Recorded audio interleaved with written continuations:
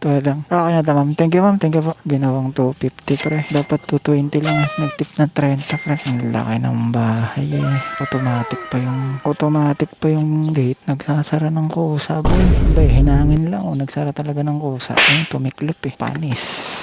Hayop na yan. Ayan tayo, doon na nga lang tayo. Mga ampas lupa. Dito na tayo sa The Mansion. Medyo umaambon lang. Kailangan na nating ihatid si ma'am. Drop lang, Chip.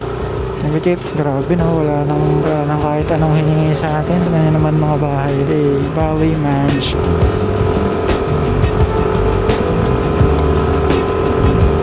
Mga bahay. Middle class. Drop lang, Chip. Thank you, Chip.